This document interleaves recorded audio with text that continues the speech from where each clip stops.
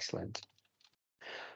Today I'm coming from Liverpool, so usually I do this at home, but we've got a program in Liverpool, so I'm out here at Lunia Community Centre, and I'm just a little bit concerned about the connectivity with the internet. So if it does go off at any time, Alison will jump in. But before we start, I would like to acknowledge and pay respects to the traditional owners of the land on which we meet today, which I'm meeting, and that's the Cabrogal clan and the Darug Nation, and we acknowledge this was also accessed by peoples of the Darawal and Darug nations.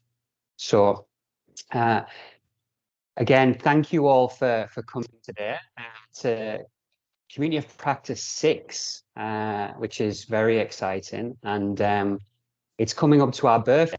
We've been going for nearly 12 months, and again, just for a reminder of the people that have been attending and for the new people that are here, we're just a bunch of people that are really enthusiastic about physical activity, particularly in the Western Sydney area, and collectively we want to try and reduce physical inactivity. And we're a bunch of academics, researchers, practitioners, and yeah, we're just trying to connect the system a little bit and see how we can, work more collaboratively.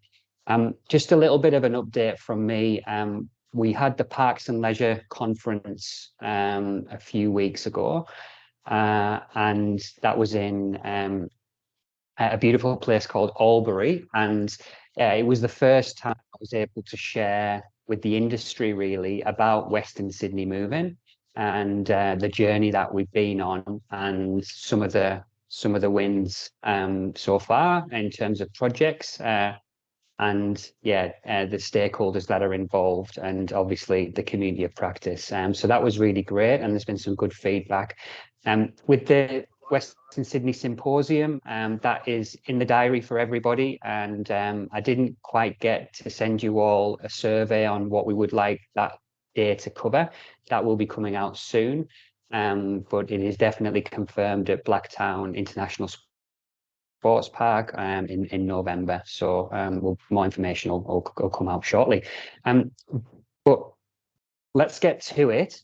Today we've got a really intriguing, interesting presentation by Oz Active, and I'm delighted to welcome Paul Ritchie, who's the General Manager of Corporate and Commercial, with a really interesting title called Saving Medicare.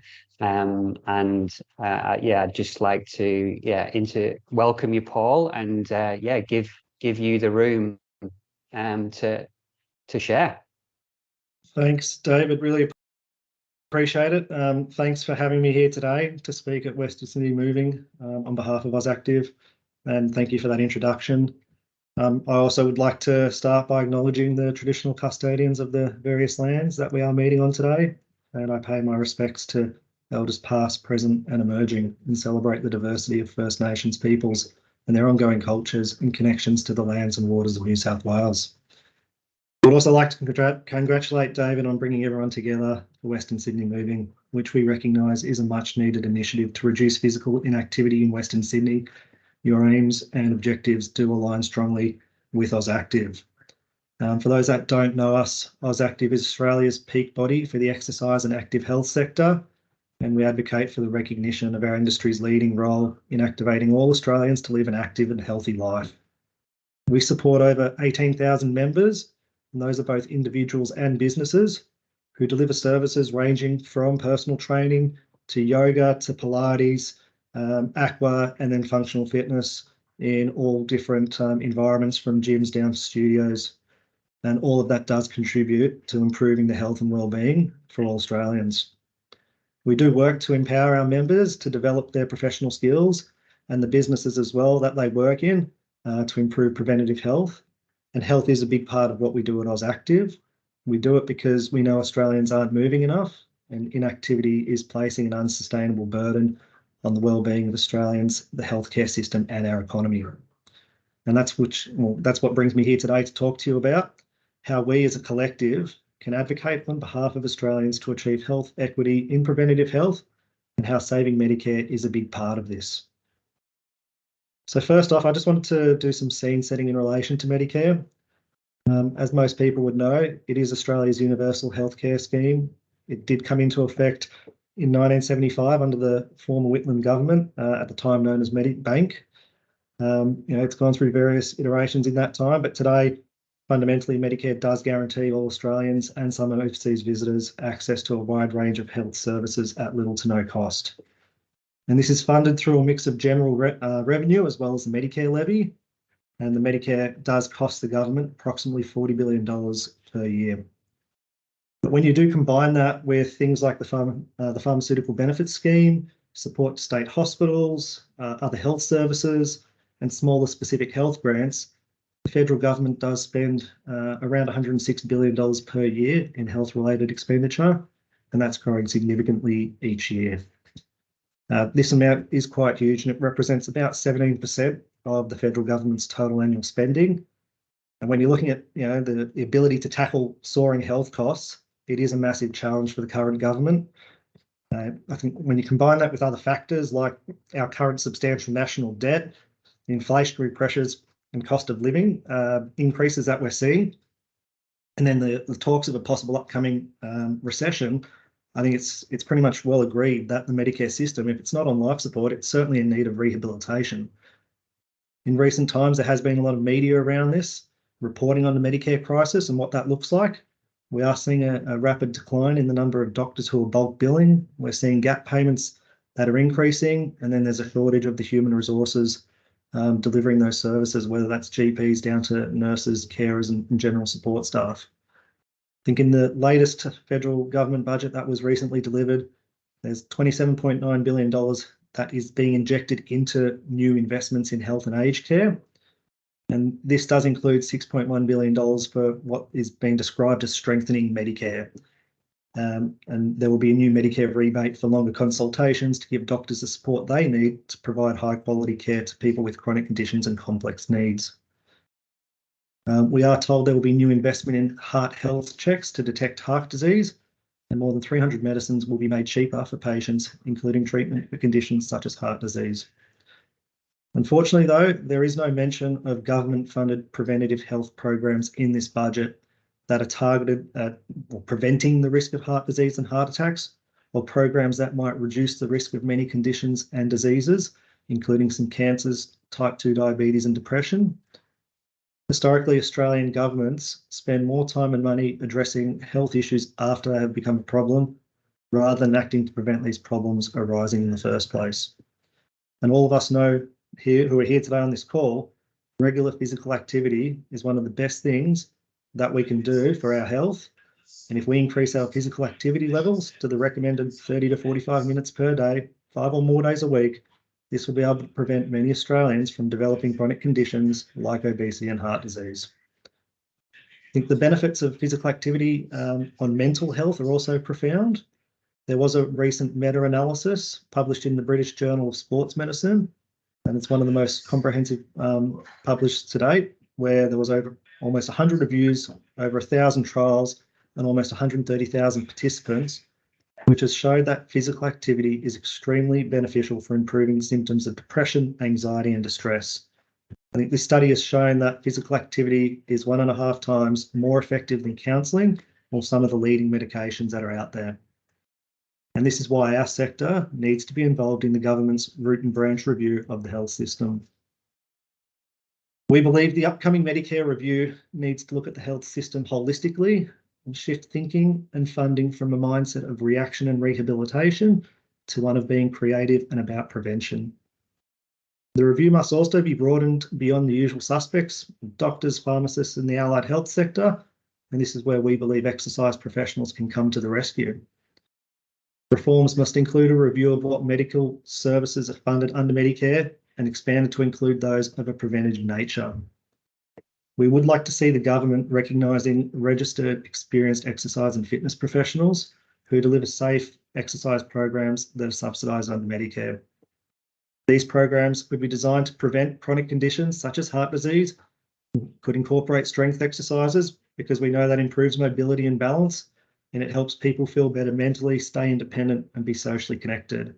Ultimately, this is about reducing the reliance on the health system in the future. Currently, only allied health professionals can rehabilitate patients, generally one-on-one, if they have a GP referral under Medicare once they are unwell or injured. Arguably, group exercise sessions would be more cost-effective than one-on-one physio or exercise physiologist sessions, and would have the additional advantage of providing people with social connection. Subsidising these programs would also make them affordable and accessible to the people that need them most. And this is where we're going to talk to Western Sydney in particular. I think at the moment we are seeing an inactivity crisis. We think preventative health programs, like what I was just mentioning, could have a significant impact on Western Sydney. We do know that in Western Sydney, 46% of the population over the age of 16 do not undertake sufficient levels of physical activity. Western Sydney residents also suffer disproportionately higher levels of chronic disease compared to other areas of Australia, and that includes increased rates of heart disease, hypertension, type 2 diabetes and asthma. Subsidised programs could go a long way towards addressing physical activity being the second leading risk factor contributing to chronic disease in Australia. And we believe this is placing an unsustainable burden that is on the healthcare system and our economy.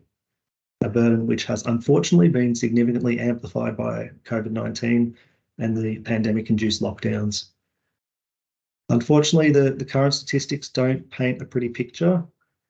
Physical inactivity is ranked by the World Health Organization as the 4th largest killer globally. 2/3 of Australian adults are currently overweight, and Australia ranks 6th out of all OECD countries for obesity.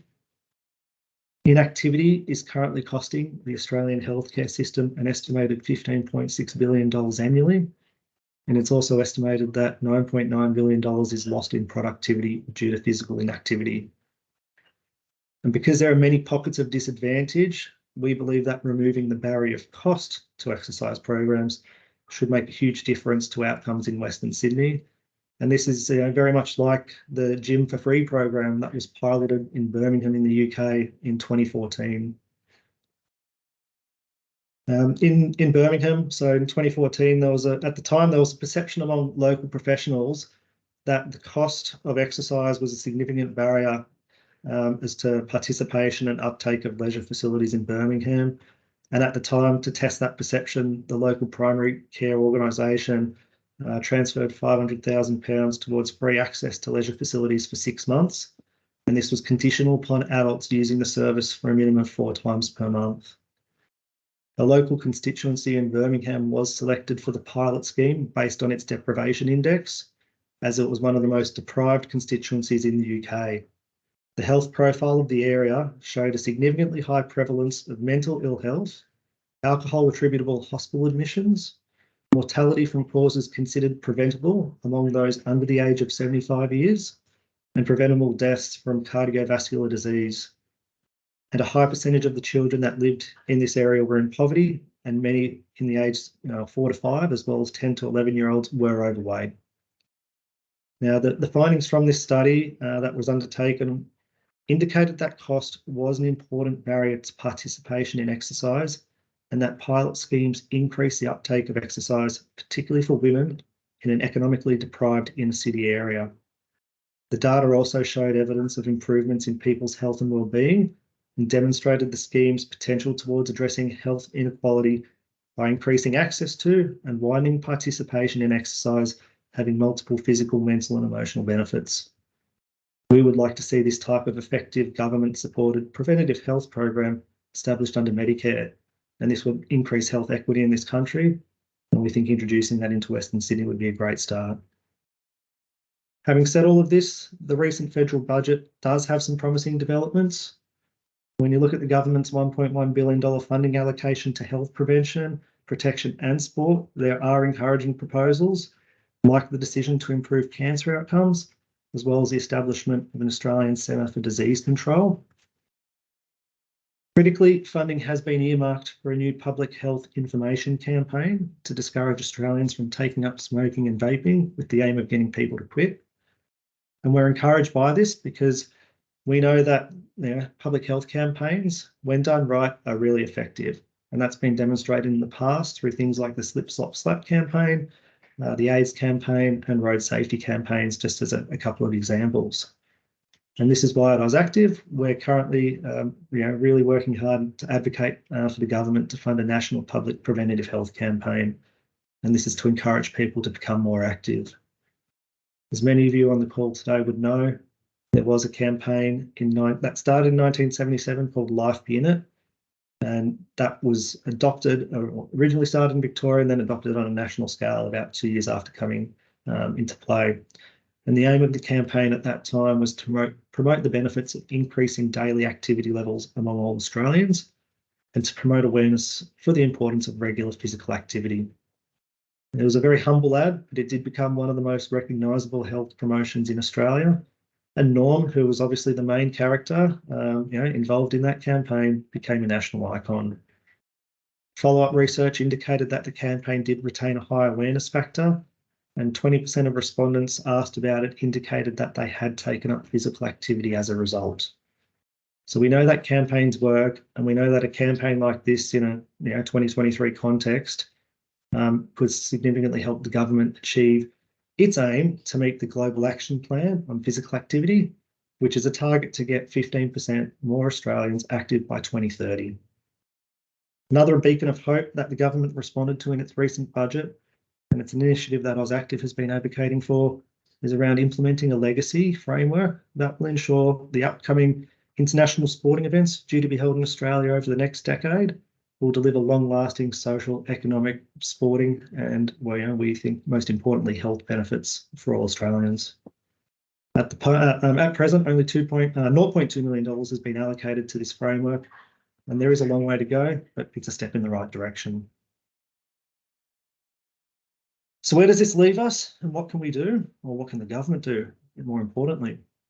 First, we believe that the government needs to reposition the exercise and fitness industry away from sport and recreation policy, and that's where we've traditionally been regarded and sort of considered an orphan, and we want to see that shifted across to health. We think exercise, physical activity and fitness are not a sport, it's a lifestyle and life-enhancing choice. At the moment, the funding that is in sport budgets is quite limited. And traditionally that is focused on elite sport and gold medals. And while elite sport and professional sport is thriving in Australia, community sport is something that we see, the numbers are in decline at the moment. And we have a younger generation that is finding it difficult to commit themselves to, twice a week training and 20-week fixtures. Kim, I'll talk to you later, bye. We have seen the younger generation being more interested in variety, spontaneity and freedom of time. And the older generation that used to play a key role as volunteers in community sport have had their relationships broken by COVID. And in times of a rising cost of living, the cost of participation for many families, it's becoming prohibitive. Put some context around community participation. I think it's important to acknowledge the findings from the 2022 AusPlay survey, which is led by the Australian Sports Commission. And that confirms that after recreational walking, going to a gym is the most popular form of physical activity, and almost 8 million Australians over the age of 15 visit a gym or use a personal trainer at least once in the last 12-month period. So this is about 35% of the total population. On the back of this, I think our second recommendation would be that the government does create a specific preventative health portfolio, and that's a subset of both federal and state health departments. Doing so would create a clear focus, relevant performance indicators, budget allocations that are not lost or distracted by vested interests, and a greater public awareness of the importance of preventative health. Third, we think the government must activate its 2018 International Physical Activity Campaign commitment, and that's GAPA, the Global Action Plan on Physical Activity that I mentioned before, around having 15% more Australians more active by 2030. I did mention the global international events that are going to be occurring in Australia, from the Women's Football World Cup, the 2026 Commonwealth Games, 2032 Olympics in Queensland. All of that do have government funding support and do provide great opportunities to encourage physical activity. Fourth, activating GAPA does require a national physical activity strategy. We want to see that developed in conjunction with key players in the preventative health environment. This strategy must include a public health campaign that leverages community interest in the earlier mentioned global sporting events. And to ensure lasting behavioural change, we think this campaign should be funded for at least 5 years. It needs to make use of a variety of media, and it should adapt as behaviours change, and particularly to have relevance in population segments like Western Sydney, which are constantly evolving. Fifth, we think the government needs to review the guidelines it imposes on the private health sector. Current allocation and situation is counterproductive to making health insurance more attractive to more Australians. And again, that's counterintuitive to reducing demand on the public health system, and it results in a dysfunctional rebate and consequent health outcomes. At the moment, health funds are told by the government what activities they can rebate or subsidise, thus removing their ability to attract younger members and improve the fitness of their older members through gym memberships and or the use of personal trainers. Similarly, restoring other exercise modalities such as yoga, Pilates and Tai Chi for rebates would spread further the appeal of private health insurance. The sixth one that we recommend is allowing fringe benefits tax exemptions for gym memberships or other forms of tax deductions, which could have an impact for the government through lost tax revenue, but equally the savings would be made up then through the reduction in health system expenditure in the long term. And this would have a greater number of Australians who are, visiting their doctors or their pharmacists requiring hospitalisation or surgery, much less occurrence. We also see this as an opportunity to reduce the long waiting list for operations in the public health system. There have been some really great developments in tax reform on a global scale just in recent times. The first one in Romania, they've recently legislated that all new gym and health club subscriptions will be tax-free and tax deductible. And then also in the UK, that's just come out in the last couple of weeks. Councils are no longer obliged to charge VAT on leisure, and that includes gym memberships. These tax reforms clearly focus on prevention, and they're going to provide a framework for governments like Australia to assess the impact of that investment on the economy and the health system. And I think this evidence is going to be invaluable for us, so something for us to watch this space. Seventh, at the moment in the sector, there's some challenges around attracting staff. I don't think that's solely being experienced in the exercise and the active health industry. It is more symptomatic across industries around Australia in all locations, Western Sydney included. But tying in with preventative health outcomes, we do see the opportunities there for other states to follow New South Wales, the lead of New South Wales. And what I mean by that is they recently provided fee-free vet sector assistance to deliver the National Fitness Training Package. And we think that's a fantastic approach that could be replicated elsewhere. We want to see that operated in the private RTO space as well, so that can really have an impact in New South Wales. And it can be expanded not just to the National Fitness Training Package, but to also those studying all exercise and physical activity qualifications. Our sector through COVID did see the significant portion of the workforce lost, particularly with the lockdowns. And to make matters worse, I guess we're seeing a current ageing in the workforce, and that's over the mid to sort of longer term as well. And without any rejuvenation, we're not going to have the workforce to ensure that safe practices based on sound knowledge and experience are going to be able to be delivered into the future. The eighth recommendation that we have is around the government reviewing the funding that currently goes to addressing chronic disease. A portion of the budget should be put to public tender to enable creative grassroots initiatives to receive seed funding with ongoing support dependent on measurable health outcomes that support preventative health policy rather than maintaining the existing reactive status quo. And lastly, we think the government could potentially review its long-held calls for a sugar tax as a means to immediately recouping the costs of some of these recommendations, which might have short-term increases to the health budget. Reallocating some of the proceeds of such a tax to a long-term public health campaign, accompanied with incentives like giving people vouchers to participate in gyms, yoga and Pilates studios, not just children and teenagers, but then also for adults. We think that is something that would have a significant impact on preventative health outcomes as well. So my final thoughts for today. All of what I've mentioned goes to demonstrate there are three important factors that we're currently seeing in Western Sydney, but then also more widely around Australia.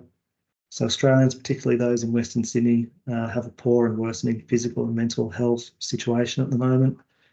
We're seeing physical activity and exercise have an integral role to play in minimising and managing poor health.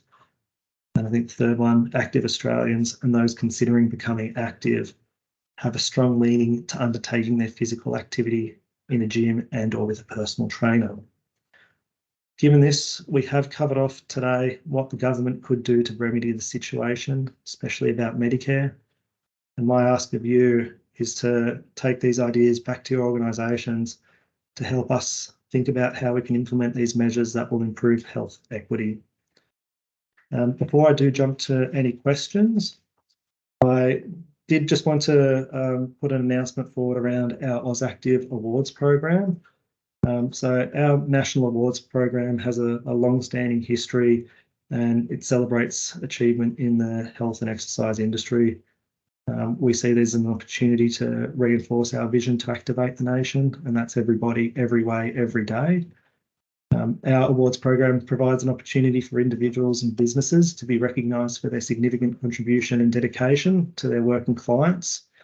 We do have 34 categories, some which recognise our members specifically, those businesses and individuals, but we also have 6 community categories which are open to all non-members as well.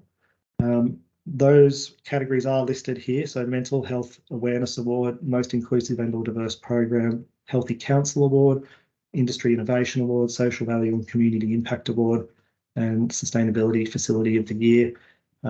For anyone on this call, I do encourage you to have a look into that. We do have award nominations closing next week on the 9th of June, but I would encourage you, if you do deliver any programs in the community that might be relevant, it's a really great opportunity to, I think, showcase what's happening out there in Western Sydney at the moment, and could be a really fantastic opportunity to be able to celebrate all those programs that are currently being delivered, achieving the health outcomes that I've been talking about. So thank you again, David, for inviting me today, and I would welcome any questions. Beautiful. Paul, that was really clear, well presented and informative. A lot of information there. And yeah, just a reminder, of the challenge that we've got with, physical inactivity. I'd just like to, throw it over to anybody in the room for questions. We've got the peak body here for exercise, so it's a great opportunity. So anybody, please, just feel free. Yes, Peter. Great job, Paul. A couple of things come to mind. I think there's a lot of people on the call that would really be interested in the information that you've compiled. And so, it's always nice to get the updates for that compilation of information. So if you're prepared to, and I realise you're taping the presentation, David, it'd be great to just get that with some references, maybe with AusActive's logos on it too, and maybe put it on AusActive's website so that people could access that when they need it, because I'm sure at different times many of us need to quickly access that sort of information, and that would be really helpful. So, and just in terms of like an immediate benefit from the work that you've done, that'd be really helpful to me, and I suspect to others on the group. I was kind of curious if you'd spoken to, say, some of the private insurers, because they can often be a stronger, they're obviously a much bigger and more powerful advocate than any of us, and it can be if and I'm sure you probably have that that there's opportunities there to use their power for advocacy, because as you were talking, it was kind of just reminding me that there's many of us kind of doing similar things, and that to bring in some powerful partners would be helpful. So I'd be curious to whether you've had any engagement with them. And a couple of other stakeholders. The other one would be obviously ACE or ESSA, and I'm assuming there's been some sort of arrangement. And then how's that gone? So just those two stakeholders working together with some of the information. And if you could share that summary, that'd be really helpful too. But well done, great. Thanks, Peter. To your first point, yeah, absolutely. We do have various information that is available on our website, but consolidating in a form that does tie in with this, I think is an easy opportunity for us to address. So, definitely we'll look into that. Second point, just around the private health funds.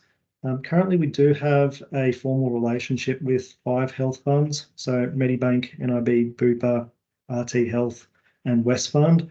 So we are in discussions with them quite regularly and trying to tap into and leverage the power of their voice as well when it comes to any particular reform around the private health legislation. So that is just an iterative process. It obviously takes time, but it is certainly something that we do have our ear to the ground.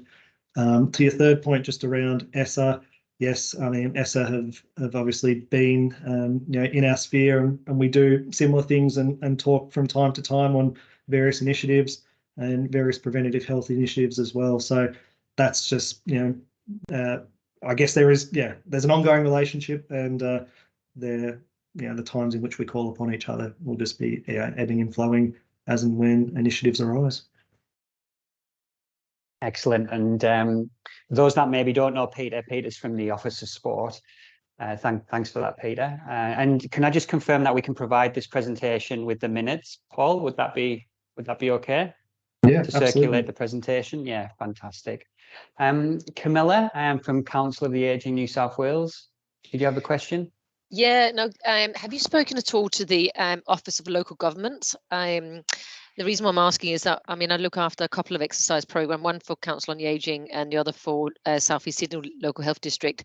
And councils, as I'm sure you're probably aware, one, they charge a lot both for fields and halls for exercise programs.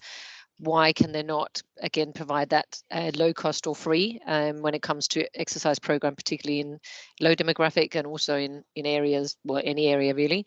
And the other thing is around campaigns. I worked with the Falls Prevention and Healthy Aging Network recently around April Fool's campaign. Some councils refused to promote it because they said they only promote their own campaigns, events and programs. I think, when it comes to public health, how can they refuse that? So I would love someone to take that up. I did try and contact them, but I didn't have enough influence. So if that can be on your radar, I think that's worth approaching. Yeah, thanks, Camilla. Local governments are definitely a stakeholder that we're actively working with at the moment. As an example, a couple of weeks ago, we had a forum where we had about 60 participating councils, just to more so provide an update from AusActive's lens on the state of play and where we see the industry at the moment, but equally as an opportunity to continue to obtain the buy-in and the support on a range of things. So to your point around permits and what that looks like in operating community spaces, we're trying to advocate for what we call waive the permit, which is providing a streamlined process for exercise professionals to be able to access council assets and council facilities, and do that in at no cost or at low cost, basically, for exactly the reasons that you mentioned. It reduces the barriers to participation and the barriers to entry. So it is an area that we're actively pursuing at the moment. Absolutely. Great. And just another couple of questions before we move on. I just want to highlight what Andrew Fraser from Western Sydney Local Health District made a good point around sugar tax, saying that the only challenge is the inequity of food security for our disadvantaged communities. And as we know, some of the most vulnerable communities disadvantaged live in Western Sydney. But I'd like to go to Kim Rizzo as well from Western Sydney Local Health District. You've made some points there. Yeah. Oh, I was going to speak a little bit different, but hi, thanks for having us. It's been a year, and we didn't even know that this existed. So we're actually really excited to be here. So our main work is the implementation of programs in high schools. I'm a former PE teacher. So for me, the idea of preventing any health behaviours is really key to what I did in my professional working life when I was in schools. But what I really do see is there's a gap between when kids are at school, so, you know, it's compulsory for them to do physical activity, to do sport, but then they transition into adult life. And I'm just wondering if there's a way that we can better connect that, and we can ensure that they have that bridge between when they're finishing. So really establishing some really good preventative health behaviours, maybe that idea of going to the gym. So obviously it's built into sport, but whether there's a way where we could think innovatively about how we can make that connection better. Because what I was talking about with big families, I really do worry. I am a mother of 4 children, and I'm just lucky to have money to be able to afford, number one, gym memberships for myself and my whole family. That's really expensive. Fruit and vegetables.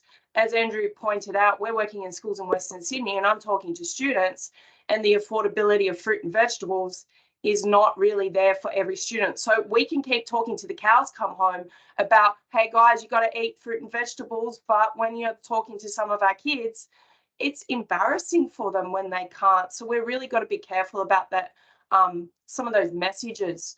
But yeah, I think your ideas are fantastic. I really love to see it come to fruition in Western Sydney, and just that stronger connection, because our school students have excellent ideas about how they can increase physical activity, but unfortunately they don't have the support. So we're coming from government schools. A lot of the schools, they want to revamp their school gyms, but there's no funding there. So how can we make those connections better between what's being done in school and then what we do once we leave school, to the wider community? Sorry, my question kind of went around.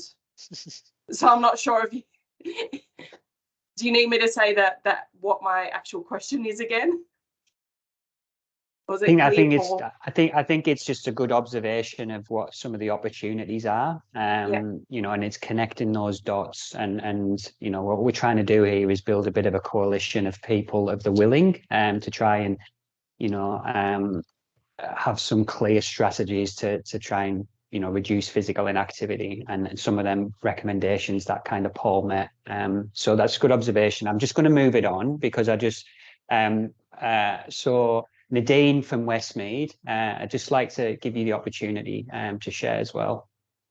Yeah, sure. Thanks, Paul. That was a really great you know, roundup of everything. I work at Westmead Children's Hospital in rehab, and I'm a recreational officer. I'm very lucky that our head of department sees sport and recreation as a really good addition to rehabilitation, but I'm soft funded. So New South Wales Health don't pay for me, and I'm the only one in New South Wales that does that. Just to give you an indication, over 3.5 years, I've had about 400 kids referred to me to try and connect them. And the thing that I've found the most helpful with those kids is to, one, get them connected. So things like Disability Sports Australia and Active Inclusion Sports Days, but also like CPSAR have a multi-sports come and try day. If I can give the parents one thing that they can go to for free to get connected and start to talk to people that they might be able to connect with to get involved, I think that's really important. So even if it's not full programs, but just one-off days once a month that we can get these kids connected, whether they be in a disability sector or not, that initial contact with a one-on-one person, I think is really valuable. Yeah, I agree. Thanks, Nadine. I think that's a really important point. You know, providing that level of resource, but then that connection as well. And you know, I think from our perspective at AusActive, you know, being able to tap into our members, obviously in that private space there, you know, is a really you know, good opportunity for us. So fantastic point that's been raised. Thank you. Yeah, and I guess then it's about the collaboration and making sure everyone knows that they're available as well. Correct. Yeah, you can you know, lead a horse to water, but you can't force it to drink as well. So it's just trying to really provide that education and support. Fantastic. I think we could keep going all morning, Paul, but we're going to have to round it up there. And if anybody has got any more questions for Paul, we'll be providing his details. And the intention of this group is to connect each other and organically, hopefully projects and initiatives will kind of develop. So thanks again, Paul, and Mariana as well from AusActive, who helped put the presentation together. I really appreciate your time today, and thank you for joining our initiative. So I'm going to move on to our next guest speakers, and this is a small little presentation, but it's a really exciting initiative that's coming out of Western Sydney University, called the FAST study, Families Active and Stronger Together study. And we've got Professor Emma George and Dr. Sarah Kennedy on the call. So I'm not sure which one's going to jump in, but I'll leave it to one of you to talk about the project. I'll start us off. So hi, everyone. I just want to first double check that my mouth is matching the sound that you're hearing. I've had some internet issues this morning, so just wanting to confirm I'm all good. Okay, just wanted to double check before I got started. But thank you everyone for your time today. I'm just going to give you a little bit of a background. I'm not sure how many of you were in attendance for my muscle strengthening talk a little bit ago. I think it was a couple of months ago. But just a little bit of background on this project. We know that muscle strengthening activities is part of our current physical activity guidelines for both youth and adults, but we're seeing quite low participation rates in muscle strengthening activities for young people, around that 10% mark. But another concerning statistic that we also see is the participation in our aerobic activities, and in particular, vigorous physical activity, which gives us those more bang for our buck health benefits. When we combine both the aerobic and the muscle strengthening activity, only about 2% of young people are getting enough physical activity across both sides of the coin. Some of the reasoning for this is a lack of understanding of this type of activity, and a lot of young people's understanding of this type of activity comes from the family perceptions. So what this study is hoping to find out is what the family unit perceives vigorous physical activity as well as muscle strengthening activity to be, so that we can use these perceptions to help design interventions targeting the family unit as a whole. Because young people's activity, we're doing some great work in schools, we're doing some great work, but when we get kids home in that after school time period and on weekends, when they're spending more time with their families, this is where we're seeing a big decline in their activity. So really, what can we do to target young people in that family dynamic to improve their physical activity? Emma's going to talk a little bit more about how we're hoping for everyone here to help if possible. We are at the kind of stage where we're trying to get organisations on board, but I'll pass over to Emma to talk a little bit about that side of things. We won't take the 10-minute time slot because I think we are running a little bit over, David. It's okay. Thanks so much, Sarah. And I'm hoping that you can see my slide here, the PDF that I've got here. Can you see that okay, Sarah? Perfect. Yeah, we can. Awesome. Thanks, David. So basically, as Sarah said, we are at the point now where we are seeking support from organisations, and based on our relationship with Collective Leisure, we thought this was a great place, and we are working in partnership with Collective Leisure on this project as well. We thought this would be a great place to really get started. We are in the process of obtaining ethics approval, which those of you who have been through that process knows how complicated that can be. But we are on the precipice of having that approval ready to go. So really our call to action today is we would love if any of you who are on the call today, if any of you are happy to help with recruiting families across Western Sydney. And that can be in a number of different ways. That can either be by sharing a flyer that looks just like this online via your social media accounts, sending it out via email. We're very flexible in terms of the way that we're going to be recruiting families. But if you would be willing to either do that for us or just to find out a little bit more about how you can get involved and how you can support the research that we're doing here, We do have a QR code here on the screen.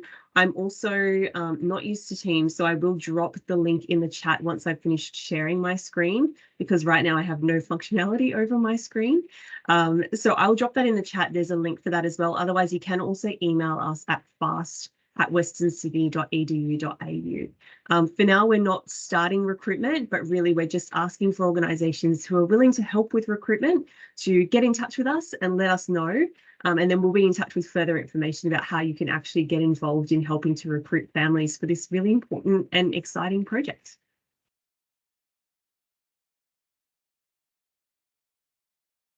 Thanks, Emma. And any participants or family members will receive a $20 gift card as well. So there's a little bit of an incentive there. But yeah, that is a really exciting project. And if you've got any questions, please reach out. But we'd really appreciate the support with trying to recruit the families. So, okay. Has anybody got any questions on that one? No, all good. Oh, Karen, yes. Hi, thanks everyone. I was just wondering what's the age of the children, Sarah and Emma, that you're trying to recruit the families with? Yeah, so they'll be aged between 7 and 11 years. So we have that on the flyer, and all of that information will be communicated with you as well. So 7 to 11 is the age range for kids. And really all we need is one eligible parent and one eligible child who falls within that age range to be eligible to participate in the study. And we are really hoping that this will lead to development of some intervention work and some programming that we can actually implement to really make some changes in terms of engagement in physical activity and muscle strengthening activity as well in the future. Thank you. Thank you. Thanks, everyone. Beautiful. Thank you, guys. Appreciate that. So with our last 10 minutes, this is really now just an opportunity for anybody to share anything that is front of mind, could be a project. Yeah, this is your opportunity. There's a lot of people on the call. If you can keep it snappy so we can kind of get round everybody, that would be appreciated. And I love it, Charlene. You're the first one to put your hand up. So over to you. Thank you, David. So Saturday, 3rd of June is World Bike Day, for those who don't know.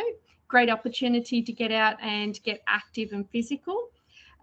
We at the Parramatta Bike Hub at Sydney Olympic Park will be having our grand opening of our new space, but more importantly, we're actually launching our bike library, our community bike library, and it's been built with donations of bikes, equipment, gear, tools.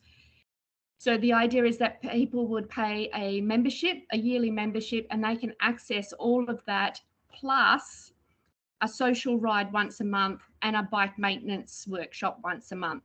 And those skills just roll through. So you get to know how to change your tyre, how to adjust brakes, and how to adjust gear limits. So each month is something different.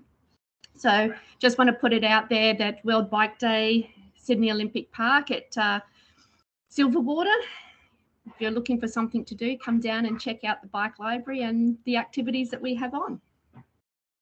I had to, sorry, David.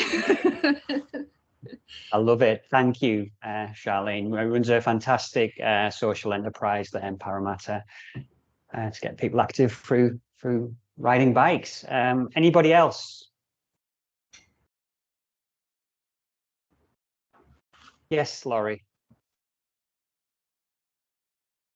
You just unmute there. Sorry, I had something pop up in front of my mic button. Sorry. Yeah, thanks, Dave. Just a big sing out to you and the award that you won in Albury. Great job for everything that you do, and thanks again for such a great session. Just for anyone that is interested in the outdoor industry, which is people that sort of use more of the nature aspect for health and wellbeing, we do have our summit on the 29th and 30th of June in Lennox Head. So it is a beautiful spot and right on the beach there, and we'll have all our stakeholders, everything. We've got 34 speakers, but we've got all of the state government and federal government bodies that are responsible for land access there, including Bureau of Meteorology. So we're going to be learning a little bit more about how we need to adapt in the severe weather and climate change issues that we're seeing. So yeah, we'd love to see you up there. We've got about 150 registered to attend. So yeah, I can put the website in the chat for anyone, but answer any questions anything may have. Thanks, Dave. Thank you. Sounds great.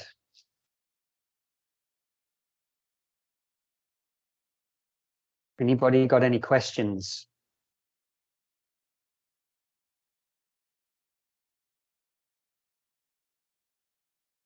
Jonathan. Thanks, David. Not a question, but just going back, I figured it'd be a good opportunity to introduce myself since it's my first time here with the group. So I'm Jonathan. I'm from Diabetes Australia. One of the programs that we offer is called the Beat It program, which is an NDSS-funded 8-week exercise and education program. I thought this would probably just be a good opportunity to shout that out. I'm going to pop an expressions of interest link in the chat as well. We're looking to we're coordinating and planning our next Q1 and Q2 programs for the next financial year. So we're just gathering expressions of interest, and we'll have a couple of programs popping up in Western Sydney. So if you do know anybody who's living with diabetes that could benefit, or if you want to share it with your contacts, please feel free. And generally speaking as well, we're always trying to bolster our, workforce in the area, and we work with local health professionals to deliver the program. So if you know any sort of exercise physiologists or exercise professionals who might be suitable and might be interested, please feel free to pass on those details, because we're always looking to get people involved there. Thanks. Excellent. Thank you for that, Jonathan. Really appreciate that. And we've got Andrew Fraser from Western Sydney Local Health District. Where are you? There you are. No worries. My bit was for Paul. As Sarah said, the role modelling of families and etc. Helps with not compliance, but exercise for the young ones. So, but there's an upstream downstream problem with the free membership scenario that's downstream. The upstream is, and we all know it, is time.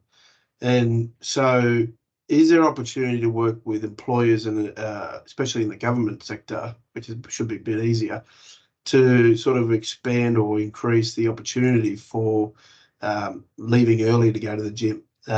What's it called? I know it sounds crazy, but people travel an hour and a half in Western Sydney to get to where they want to go, and the last thing they have to do is go to the gym. The first thing they have to do is cook for their families. So is there an opportunity to work with employers to help with this? I mean, we got Fitness Passport. That's great if you have a gym that does that. But if you go to a gym like I do, which is a dungeon gym that don't exist, so how do we meet the upstream problem of time? Yeah, that's a great question, Andrew. I think it's also relevant in the context of recent discussions, particularly on the back of, say, Commonwealth Bank's announcement the other day around their working from home policies and how that's going to change into the future. And I think that's now prompted a discussion around what does that look like, perhaps, in the workforce for those people who prefer to work from home because of the flexibility it provides for things like going to the gym and reducing the commute time, versus balancing that up for, say, going into the office for collaboration and innovation that comes from being in the immediate vicinity of your colleagues. And one of the ideas that I know is being floated is, do we shift our thinking around what the in-office work week looked like? So you reduce the hours of work from, say, 8 hours or 7.5 hours down to 7 hours for the day, to allow for that extra half an hour or 45 minutes, for exercise or for commute, etc. And that just becomes part of the paid norm. So look, it's a tough one to answer, but yeah, absolutely. I think there's got to be some, thinking that goes into this, and it's not going to be, it's going to be widespread across all industries. So it's just a discussion that needs to happen, and we can see where it goes. But I think it's definitely a valid point. Time is obviously one of the many impediments towards, what it means to to access a gym or personal training service, for instance. And the second part of that is the campaigns and etc. How do they combat technology and the gaming scenarios and all that sort of stuff? Do they address the barrier of technology addiction or whatever it's called, gaming addictions and such? Look, it's a good question. I don't know if that's actually been modelled in any thinking from a government lens around what it means to roll out a widespread campaign of that nature. I think the data shows that the younger generation responds to that gamification. So it's trying to find the right balance, I guess, between how do you deliver the message and make it impactful, but then balancing out those other social considerations that come with that. And I can't say at AusActive we've got some significant thinking that's gone into what that looks like, but equally I don't know if at a broader sense or at a government sense what that looks like from any campaign measurement. Cheers. Good question there, Andrew. I think we're running out of time, but Dan Prickig, if you just wanted very quickly because you're new on the call today, and I just wanted to give you the opportunity before I just say some final words. Yeah, hey guys. Thanks again, David, for the opportunity and the invite for today. So a lot of this stuff today that everyone's discussed really resonated with what we're doing with our initiative. So quick intro, I'm the founder of a platform called PresentBox. And what we do, we let family and friends contribute to kids' extracurricular activities instead of buying more unnecessary stuff for their next birthday, Christmas or other special occasions. So obviously there's loads of volatility with the New South Wales Active, Creative Kids and First Light vouchers. Obviously cost of living pressures is putting a lot of unsustainable financial pressure on family households, and unfortunately kids activities are a luxury. So yeah, we're obviously here to do our bit to ensure that we're getting more kids more active more often. So yeah, look, I'll leave some details in the chat if there are any opportunities to collaborate. Keen to kick off those conversations. Thanks, Dan, and appreciate that. We'll forward on your details as well as part of the minutes. I think just my final thoughts is I'm really grateful that you've all gave us your time today, and we actually had 48 people on at one point, so that's our biggest number yet. But the most exciting thing is that it is organisations and representatives from all different parts of the system, whether it's academia, disability, education, government, sport and rec, social enterprise, private sector, social enterprise, etc. So that's what this is. It's a whole of systems initiative as we try and move forward, and we are stronger when we're together. So I just wanted to thank you for that. And the next meeting, which is in July, I just wanted to nudge it back another 2 weeks because there's a national sports convention on at the same time. So you'll get a changing meeting invite for that one at the end of July. So just wanted to flag that. And our next guest speakers are Scott Walters from the Went West Primary Health Network. And also Alison Dunshee from the Southwestern Local Health District. So, and if anybody's interested to be a speaker, please let me know. And yeah, I just wanted to kind of thank you again for your time and wish you well for the rest of the time. Yes, thank you so much. Take care, and I'll see you soon. Thank you, David. Bye, everybody. Thanks, Thank you. everyone.